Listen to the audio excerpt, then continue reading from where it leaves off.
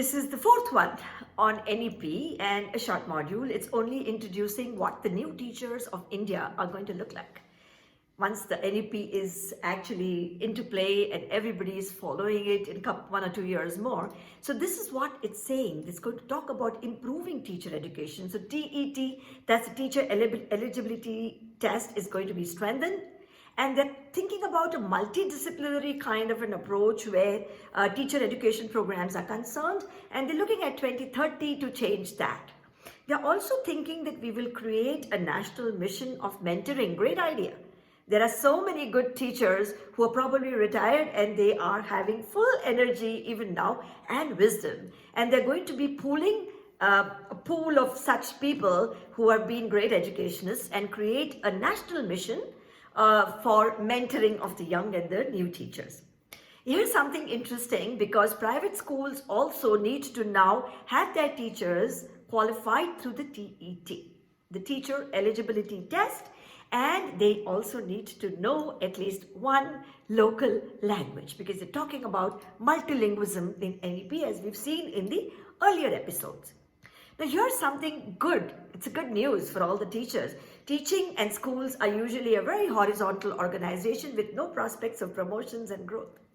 But now the NEP is saying that there is a possibility of career growth within a single school, because there are stages of foundational, preparatory, middle, secondary, and there should be allowance for growth, probably by giving some kind of growth examinations. Teachers also are going to be given more autonomy. Autonomy is extremely powerful. Choice. I decide how I teach. I decide what needs to go on in my class for ensuring every student learns. So more autonomy there, which is always a good news because that empowers teachers. Then academic leadership positions also need to be made available to teachers.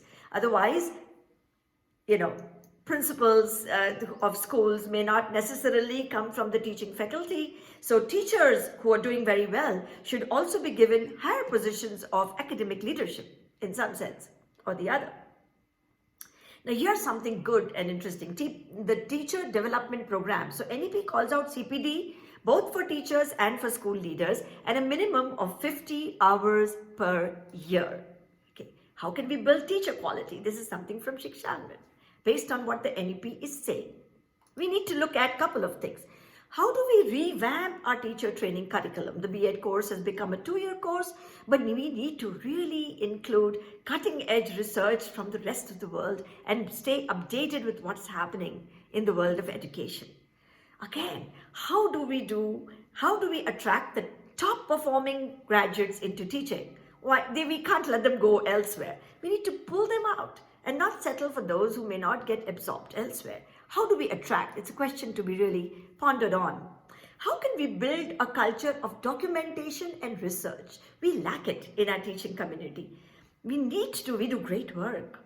I've been a teacher and we do fantastic work in our classrooms, but we don't document it so the world never sees it or never hears about it. So we need to build this culture into our teaching fraternity, and these are some of our challenges if we want to answer all the aspirations that the NEP has. Okay. Here is a roadmap as outlined in the NEP. So they're saying by 2022, they will be able to transform all of this and minimize rote learning to move to skill-based learning. They are also going to come out with an NCF.